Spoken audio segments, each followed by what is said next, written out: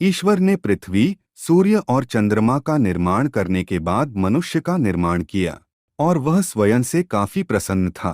आदम वह नाम था जो उसने उस आदमी को दिया था जिसे उसने बनाया था। उसने आदम को आत्मा और जीवन प्रदान किया ताकि वह भूमि की देखभाल कर सके। उसने आदम को रहने के लिए एक सुंदर बगीचा प्रदान किया जो उसका घर बन गया। अदन बगीचे का नाम था। बगीचे में सेब, संतरे, स्ट्रॉबेरी और अंगूर जैसे खूबसूरत पौधे और पेड़ उगने लगे।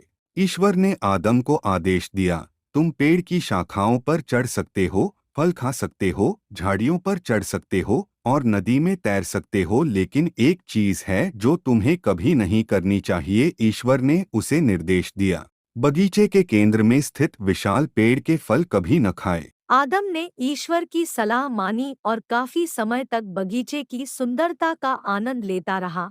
लेकिन जैसे जैसे समय बीतता गया उसे अकेलापन महसूस होने लगा। इससे ईश्वर को एहसास हुआ कि उसे किसी अन्य व्यक्ति को आदम का दोस्त बनाना होगा। परिणामस्वरूप उसने हेवा को बनाया।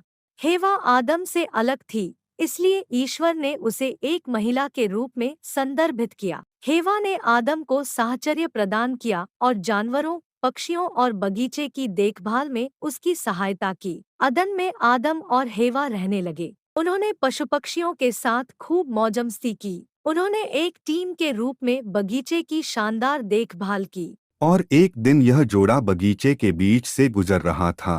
उन्होंने निषिद्ध पेड़ पर एक सुंदर फल झूलते हुए देखा।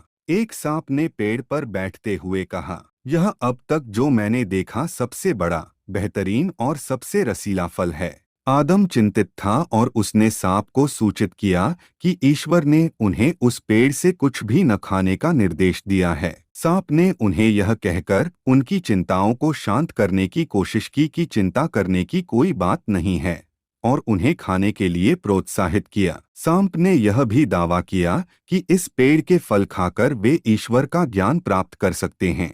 इसी तरह के वीडियो देखने और ईश्वर के प्रेम में बढ़ने के लिए वीडियो को शेयर करें, कमेंट करें, लाइक और सब्सक्राइब भी करें। आदम और हेवा दोनों ने उत्साह में ज्ञान के वृक्ष का फल खा लिया। ईश्वर उन दोनों पर क्रोधित हो गए और दंड स्वरूप उन दोनों को अदन बगीचे से निकल दिया और ईश्वर ने उन्हें कड़ी मेहनत करने की सलाह दी। यह सच्ची कहानी हमें ईश्वर पर भरोसा करने का एक महत्वपूर्ण सबक सिखाती है। इस कहानी का उपयोग बच्चों या बड़ों को आदेशों का पालन करना सिखाने के लिए भी इस्तेमाल किया जा सकता है, क्योंकि अनाज्ञाकारिता करने से जीवन कठिनाइयों से भरा जाता है। आखिरी तक वीडियो देखने के लिए धन्यवाद।